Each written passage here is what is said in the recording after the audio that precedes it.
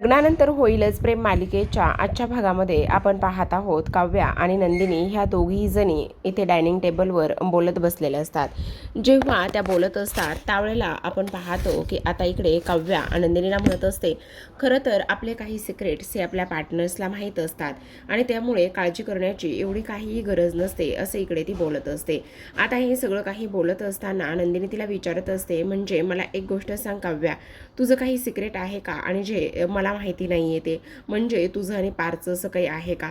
त्यावर काव्य म्हणत असते, नाही ग ताई, असं काही नाही आहे, म्हणजे बघ ना, असं होतं ना की जे तुला आणि मला माहीत नाही ते आपल्या पार्टनर्सला वगैरे माहिती असतात, बस एवढंच, याच्या पलीकडे काही नाही आहे। मग आता इकडे काव्यासुद्धा म्हणत असते, पण तुझं आणि त्याचबरोबर मला असं वाटतंय की काहीतरी आहे आणि काहीतरी तुझं आणि त्याचबरोबर इथे जी काही आर्या आणि त्याबरोबर तुम्ही जे आहेत ना त्यांचं काहीतरी सिक्रेट असावं असं मला वाटत आहे। आणि खरं खरं सांग, नाही ग वेडी आहेस का तू, असं काहीही नाही आहे, तुला असं का बरं वाटतंय, असं इथे ती बोलत असते। तेव्हा ती म्हणत असते, नाही मला असं वाटतं, नेहमीच असं वाटतं की तू माझ्यापासून काहीतरी लपवत आहेस, काय लपवतेस ते मला जरा तू सांगणार आहेस का? तेव्हा लगेच आता इथे काव्या म्हणत असते, कारण तुम्ही ना, मी कितीतरी वेळा पाहिलंय की तुम्ही दोघी जणी ना इथे तुमच्या खोलीमध्ये जाता, बऱ्याच तासन तास गप्पा वगैरे मारता, बोलत असता, पण काय बोलत असताना हे मला काही माहिती नाही आहे आणि तुम्ही काय बोलताना ते सुद्धा सांगत नाही आहेत। तेव्हा नंदिनी म्हणत असते, अगं असं काही नाही आहे आर्या, आणि आमचं काय सिक्रेट असणार आहे तुला सांगू का? तुझी जशी रूम बघायला आर्या आली होती ना, तसंच ती माझी सुद्धा खोली बघायला आली आणि बस एवढंच, याच्या पलीकडे काहीच नाही आहे। हो का? पण ऐक ना ताई, मला असं काय वाटतं की आर्याचं सुद्धा जर लग्न झालं असतं, आर्याचा सुद्धा संसार असता, तर आपण 6 जण किती धमाल आणि मस्ती केली असती ना। मग आता नंदिनी म्हणत असते, त्याच्यासाठी लग्न करण्याची काय गरज आहे, आणि तुला सांगू का, आपण 5 जण सुद्धा खूप छान आहोत ना, आपल्या 5 जणांची सुद्धा खूप जास्त मजा आणि मस्ती हे सगळं काही सुरूच आहे ना, मग एवढी सगळी काळजी आणि ह्या सगळ्या गोष्टी करण्याची काय गरज आहे, असं सुद्धा आता इथे नंदिनी तिला म्हणत असते। आणि तेव्हा काव्या म्हणत असते, हो ते सगळं काही खरं आहे, पण तरीसुद्धा मला ना थोडंसं टेन्शनच येते। कसलं टेन्शन येते ग तुला, आणि काही टेन्शन वगैरे घ्यायची काही गरज नाही आहे। मग आता इथे हे सगळं काही सुरू असताना काव्या म्हणत असते, हो ते सगळं काही आहे, पण ताई मला एक गोष्ट सांग, हे बघ, उगाचच तू त्या नाही त्या गोष्टी बोलू नकोस, त्याने काहीही होणार नाही आहे। त्यावर आता नंदिनी विचार करत असते, खरंच इथे काव्यापासून ही गोष्ट मी लपवून काही चूक तर करत नाही आहे ना। दुसरीकडे विजय आता खोलीमध्ये असतो आणि त्याची एक ऑनलाईन मिटिंग सुरू असते। आता ऑनलाईन मिटिंग ही एका खूप जुन्या वेंडरबरोबर सुरू असते आणि त्या ऑनलाईन मिटिंगमध्ये फक्त आणि फक्त इथे विजयला मात्र ओरडा खावा लागणार असतो। जेव्हा ती ऑनलाईन मिटिंग सुरू असते त्यावेळेला ते समोरून मोठे माणूस, म्हणजे एक खूप मोठे कॉन्ट्रॅक्टर असतात, ज्यांनी हे कॉन्ट्रॅक्ट जे आहे ना ते इकडे जीवाला त्यांनी अगोदर द्यायचं ठरवलं होतं। बहुतेक ना हे पाळणाघराचं कॉन्ट्रॅक्ट असावं, आणि तेच पाळणाघराचं कॉन्ट्रॅक्ट जे आहे ना ते कॉन्ट्रॅक्ट इथे काढून आता विजयला जे देण्यात आलं होतं ना ते कॉन्ट्रॅक्ट बहुतेक हे असावं, आणि ते कॉन्ट्रॅक्ट असल्या कारणाने इथे आता ते म्हणत असतात, हे बघा विजय मतकरी, तुमच्या गोष्ट लक्षात येते का, मी एवढं मोठं कॉन्ट्रॅक्ट जे आहे ना ते जीवा देशमुखकडून काढून तुम्हाला दिलेलं आहे, मग तुम्हाला ह्या सगळ्या गोष्टी कळायला हव्यात। अहो तुम्ही आणखी मला कसल्याही पद्धतीचं डिझाईन पाठवलं नव्हतं, अहो तुमच्या डिझाईनपेक्षा कितीतरी 10 पटीने त्या जीवा देशमुखचं डिझाईन चांगलं होतं। आता हा माणूस इथे ह्याला ओरडत असताना तेवढ्यातच पाठीमागून वसू आलेली असते, आणि जेव्हा वसू येते तेव्हा वसू हे सगळं काही ऐकते आणि तिच्या मनामध्ये प्रश्न येतो की विजयला नेमकं कोण ओरडत आहे। तेवढ्यातच वसू येते आणि त्यानंतर विजय पटकन उभा राहतो, लॅपटॉप त्याच्या बाजूला वळवतो आणि डिस्कनेक्ट ती मीटिंग करत असतो, आणि तेवढ्यातच आता ओरडण्याचा आवाज काढत असतो। तो म्हणत असतो, तुम्हाला तुमची कामं दिलेली आहेत, ती कामं तुमची तुम्हाला वेळेवर आणि योग्य पद्धतीने करता येत नाही आहेत का, काय चाललंय तुमचं हे सगळं, असं सुद्धा तो बोलत असतो। आणि त्यानंतर वसू म्हणत असते, काय चाललंय विजयराव तुमचं, आणि हा अवतार तुम्ही काय करून घेतलाय? तेव्हा विजय म्हणत असतो, काही नाही सासूबाई, फॉर अ चेंज, म्हणजे प्रत्येक वेळी माणसाने काहीतरी वेगवेगळं ट्राय केलं पाहिजे ना, बस तेवढंच, याच्या पलीकडे काही नाही, असं इकडे तो बोलत असतो। आणि तेव्हा लगेच आता इथे ती म्हणत असते, पण मला एक गोष्ट सांगा विजयराव, तुमच्या गोष्टी लक्षात येत आहे का? तुम्ही तर एवढे मोठे बिझनेसमॅन आहात, एवढ्या सगळ्या गोष्टी तुमच्या बाबतीत होत आहेत, पण मग तुमच्यावर असं कोण आहे जे ओरडत होतं, आणि का तुम्ही कोणावर तरी ओरडत होता का? नेमकं काय चाललेलं आहे? काही लक्षात येते का तुमच्या? असं सुद्धा आता इकडे ते बोलत असतात. आता हे सगळं काही बोलत असताना आपण पाहतो की इकडे तो म्हणत असतो, नाही हो, मी मी माझ्यावर कोणी नव्हतं ओरडत, उलट मी त्यांच्यावर ओरडत होतो. कारण काय ना, सगळी कामं आणि ह्या सगळ्या गोष्टी व्यवस्थित वेळेत पूर्ण झाल्या पाहिजे ना, तीच गोष्ट मी आता इथे त्यांना समजावून सांगण्याचा प्रयत्न करत होतो, बस एवढंच, याच्या पलीकडे काहीही नाही आहे, असं सुद्धा आता इकडे तो बोलत असतो.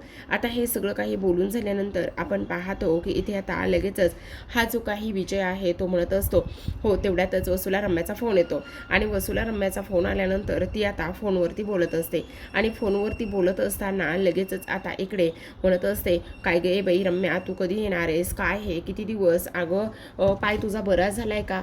हो का? असं म्हणत म्हणत वसू तिथून निघून जाते. आता विजय म्हणत असतो, बापरे, ह्या बाईशी कसं बोलायचं, कशी डील करायची ना मला कळतच नाहीये. रम्या जर आली ना तर काहीतरी मोठा कांड आणि मोठा डाव तरी टाकता येईल, असं सुद्धा तो आता इकडे बोलत असतो.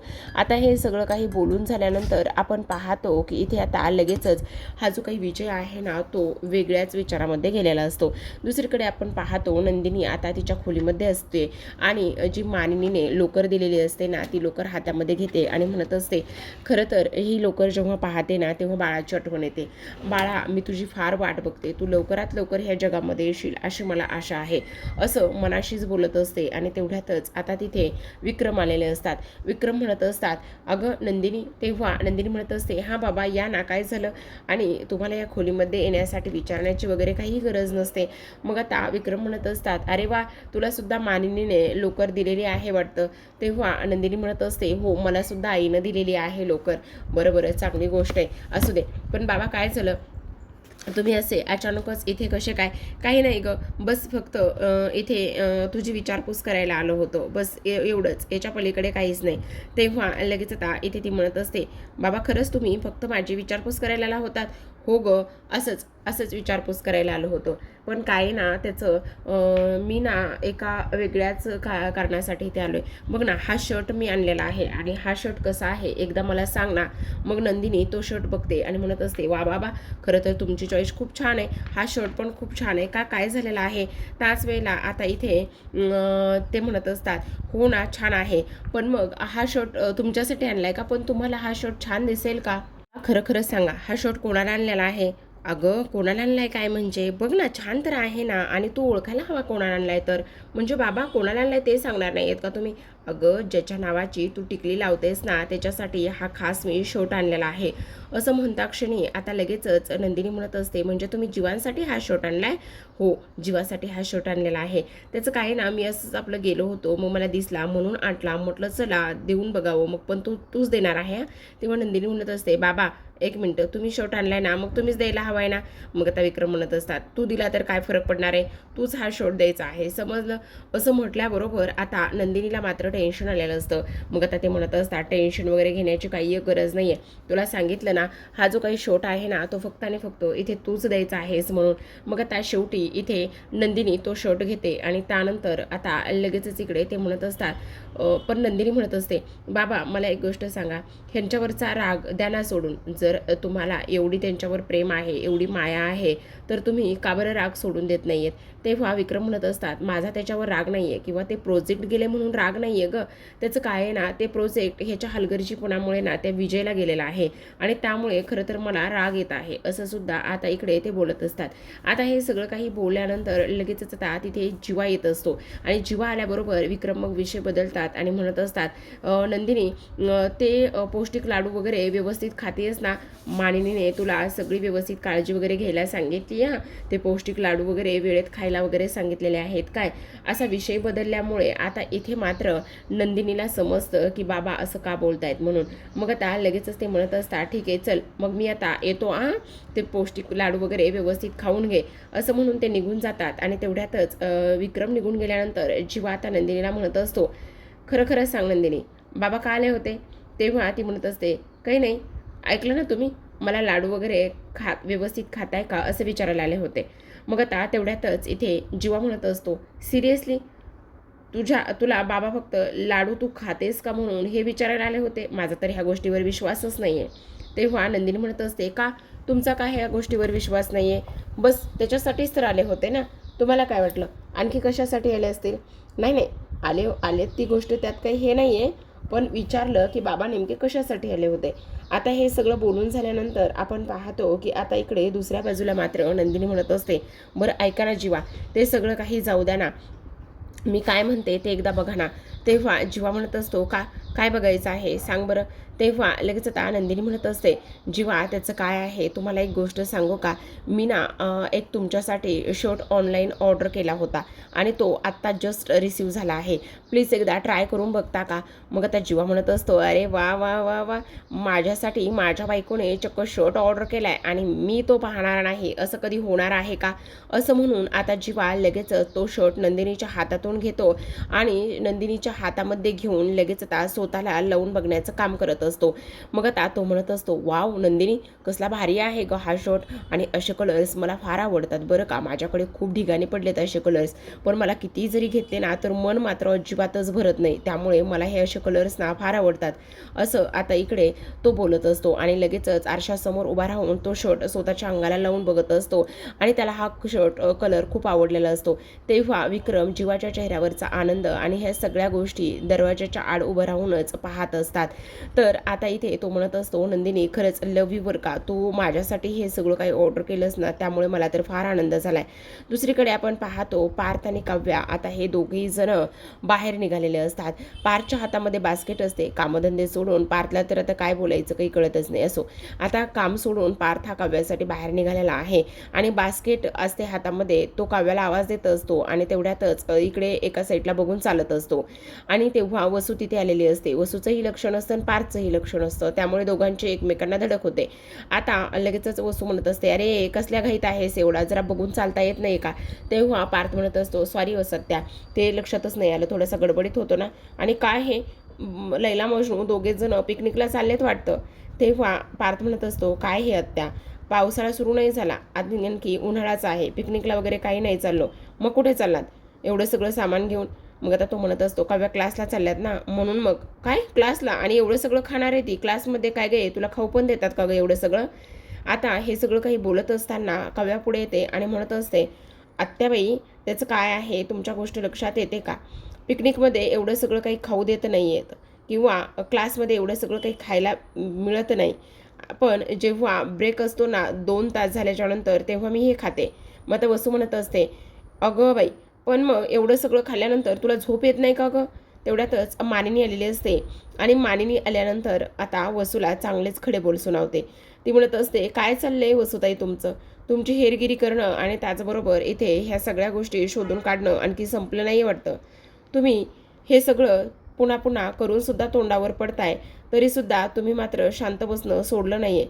मग आता वसू म्हणत असते, ए बाई मी काय केलं आता, मी काही नाही केलेलं, अगं उलट विचारते, तिची काळजी वाटते ना म्हणून मी हे सगळं काही विचारते, बस एवढंच, याच्या पलीकडे काहीही नाही आहे. मग आता इथे वसू म्हणत असते, इकडे ह्या दोघांवर, माझ्या सुनेवर, काव्या पार्थ जीवानंदिनीवर हेरगिरी करण्यापेक्षा, त्यांच्यावर लक्ष देण्यापेक्षा ना तुम्ही एक काम करा, तुमच्या जावयावर म्हणजेच विजयरावावर लक्ष द्या. त्यांना तिथे लक्ष देणं फार जास्त गरजेचं आहे, कारण काय ना ते रात्रीचं फरशा मोजत असतात, त्यामुळे त्यांच्याकडे लक्ष देणं हे फार महत्त्वाचं आहे, असं मानिनी आता वसूला म्हणत असते आणि गप्प करत असते. त्यानंतर आता इकडे मानिनी म्हणत असते, माझ्या सुनेवर आणि मुलावर पूर्ण विश्वास आहे, ते माझ्यापासून काही आणि कोणतीही गोष्ट कधीच लपून ठेवणार नाही आहेत, असं मानिनी स्पष्टपणे बोलत असते. दुसरीकडे आपण पाहतो की आता इकडे मानिनीने वसूला चांगलं झाडलेलं असतं आणि तिथून निघून जायला सुद्धा सांगितलेलं असतं, कारण तुमचं हे सगळं काही बोलण्याचं काहीही काम नाही असं सांगितलेलं असतं. त्यानंतर मानिनी हे सगळं काही बोलल्यानंतर काव्याला मात्र थोडासा धक्काच बसतो की मानिनीचा एवढा सगळा विश्वास आहे आणि आपण तो विश्वास इथे आता गमवण्याचं काम करतोय का, मानिनीचा विश्वास तोडण्याचं काम करतोय का, असं कुठेतरी जाऊन काव्याला वाटू लागलेलं असतं. दुसरीकडे आपण पाहतो आता काव्या आणि पार्थ हे दोघे जण IIP रोडवरील त्या केस संदर्भामध्ये बाहेर पडलेले असतात आणि बाहेर पडल्यानंतर आता इथे मात्र एका स्त्रीला जाऊन भेटतात. तिचे मिस्टर एक्सपायर झालेले असतात.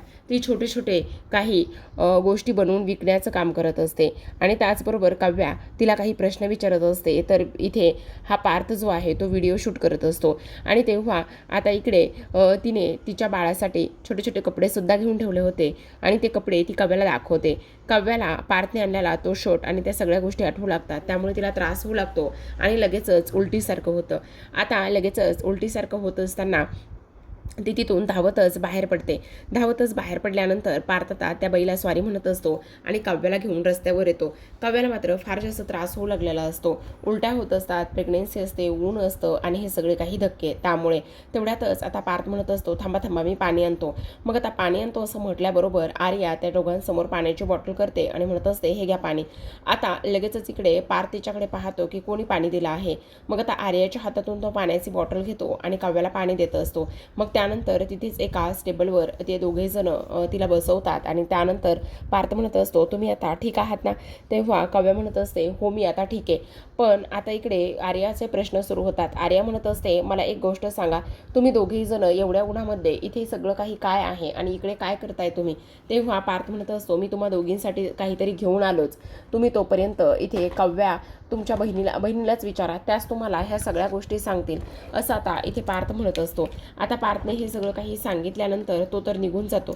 पण आता आर्या काव्याच्या बाजूला बसते आणि काव्याला प्रश्न विचारत असते आणि म्हणत असते, काव्या हे सगळं काही काय आहे? तू आत्ता ह्यावेळेला इकडे काय करत आहेस? तेव्हा काव्या म्हणत असते, काळजी करू नकोस, आत्ता तर मी ठीक आहे. पण आता इकडे ती पुन्हा विचारत असते, आत्ता तर तू ठीक आहेस ग, पण तरीसुद्धा विचारते की नेमकं काय झालंय, तू इकडे कशासाठी आलेली आहेस? मग त्या काव्या म्हणत असते, त्याचं काय आहे ना, तुला एक गोष्ट सांगू का?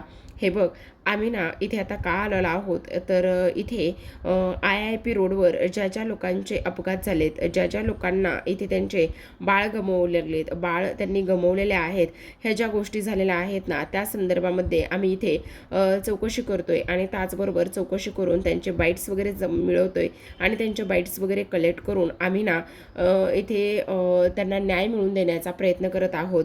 आणि तेव्हा लगेच आता हे सगळं काही सांगितल्यानंतर आर्याला मात्र ती गोष्ट आठवते ज्यामध्ये असं झालेलं होतं की इथे नंदिनीने सुद्धा तिच्या मिसकॅरेजबद्दल सांगितलं होतं आणि नंदिनीने मिसकॅरेजबद्दल सांगितल्याबरोबर आता आर्या म्हणत असते की आत्ता मी काव्याला ह्या सगळ्या गोष्टी सांगायला पाहिजेत का? काव्याला मी सांगून टाकू का की कशा पद्धतीने नंदिनी सुद्धा तिचं बाळ गमावलं आहे म्हणून? जर सांगितलं तर काय होणार आहे असा सुद्धा आता इकडे ती विचार करू लागलेली असते. आणि त्यानंतर ती म्हणत असते, बापरे, एवढं सगळं काही झालेलं आहे आणि ते सुद्धा तुझ्या बाबतीत एवढ्या सगळ्या गोष्टी झालेल्या आहेत असं सुद्धा आता इथे ती बोलत असते. आता हे सगळं काही बोलल्यानंतर आपण पाहतो दुसऱ्या बाजूला इकडे आर्या काव्याला आधार देत असते आणि म्हणत असते, तुला काळजी वगैरे करण्याची काही गरज नाही, सगळं काही व्यवस्थित होणार आहे असं सुद्धा आता इथे ती बोलत असते. त्याचबरोबर जीवा आणि नंदिनी सुद्धा ताबडतोब धावतच बाहेर निघालेले असतात. तेव्हा जीवा म्हणत असतो, चल आता पटापट चल. मग आता इकडे नंदिनी म्हणत असते, हो, कारण लवकरात लवकर जाणं आणि त्याचबरोबर आज राहिलेलं सगळं काम करणं फार जास्त गरजेचं आहे असं सुद्धा आता इथे ती बोलत असते. आता हे सगळं काही बोलून झाल्यानंतर आपण पाहतो इथे जीवा नंदिनीच्या पोटावर हात ठेवतो आणि म्हणत असतो, खरं तर आता ना मला हे तुझं पोट पाहून खटकत नाही आहे, कारण आपलं बाळ लवकरच ह्या जगामध्ये येणार आहे. मग आता इथे मानिनीने हे शब्द ऐकलेले असतात. मानिनी येते आणि म्हणत असते, काय म्हणतोयस तो? तुला हे बाळ खटकत नाही आहे म्हणजे? अगोदरचं पोट तुला खटकायचं का? काय काय काय चाललंय काय? तू बोललास काय आता? असं म्हटल्याबरोबर आता इकडे मानिनीने विचारलेल्या प्रश्नावर काय उत्तर द्यावं आणि काय नाही ह्या गोष्टी आता इथे त्या दोघांना सुद्धा समजत नसतात. तर आता प्रेक्षकांनो, इथे आजच्या भागामध्ये एवढंच. उद्याचा भाग पाहायचा असेल तर नक्की चॅनलला सबस्क्राईब करा, कारण उद्याचा भागसुद्धा तेवढाच कमाल असणार आहे. उद्याच्या भागामध्ये आपल्याला असं पाहायला मिळतंय की आता इथे पार्थ आणि काव्या हे दोघेही जण बसलेले असतात आणि हे दोघेही जण बसलेले असताना आता इथे काव्या म्हणत असते, खरं सांगू का पार्थ तुम्हाला, आता ताईचं माझं लग्न झालंय, त्याचबरोबर आम्हाला बाळसुद्धा झालेली आहेत. पण तुम्हाला आणखी एक गोष्ट सांगू का, सगळ्यात महत्त्वाची, मला असं वाटतंय की आता इथे ही जी काही आपली आर्या आहे ना, त्या आर्याचं सुद्धा लवकर लग्न व्हावं आणि त्याचबरोबर तिचा सुद्धा संसार आणि त्या सगळ्या गोष्टी व्यवस्थित सेट व्हाव्यात असं सुद्धा मला इथे वाटत आहे असं इकडे ती बोलत असते. आता हे सगळं काही बोलून झाल्यानंतर आपण पाहतो की आता इकडे जीवा आणि नंदिनी हे शांतपणे झोपलेले असतात. जेव्हा जीवा नंदिनी हे शांतपणे झोपलेले असतात त्यावेळेला मात्र इथे आता जीवा आणि नंदिनीची फोटो फ्रेम जी असते ती फोटो फ्रेम खाली पडते आणि फोटो फ्रेम खाली पडल्यानंतर इकडे मात्र दुसऱ्या दिवशी सकाळी नंदिनी जेव्हा उठते त्यावेळेला मात्र इथे ती फोटो फ्रेम पाहते आणि ती फोटो फ्रेम पाहिल्यानंतर तिला मात्र खूपच मोठा धक्का बसतो की ही फोटो फ्रेम वर होती आणि खाली कशी पडली. मग आता ती जीवाला म्हणत असते, जीवा खरं खरं सांगा तुमचं माझ्यावर प्रेम आहे ना? तेव्हा जीवा म्हणत असतो, नंदिनी काय बोलतेस तू हे? माझं तुझ्यावर प्रेम नाही तर मग कोणावर प्रेम आहे? पण मग नंदिनी म्हणत असते, पण ते प्रेम कधीच कमी होणार नाही आहे ना? तेव्हा जीवा म्हणत असतो, अजिबातच नाही, ते प्रेम कधीही कमी होणार नाही, ते प्रेम आहे तसंच राहणार आहे, असं सुद्धा आता इथे तो बोलत असतो.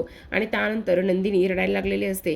जेव्हा नंदिनी रडत असते त्यावेळेला मात्र इकडे आता जीवा तिला मिठीत घेतो आणि पूर्णतः शांत करण्याचा तो तिला प्रयत्न करत असतो. तर आता प्रेक्षकांनो, इथे जीवा आणि नंदिनीच्या आयुष्यात नेमकं कोणतं आणि कशा पद्धतीने वादळ येणार आहे हे पाहूयात येणाऱ्या भागामध्ये. तोपर्यंत तुम्ही चॅनलला सबस्क्राईब करा आणि पाहत राहा लग्नानंतर होईलच प्रेम.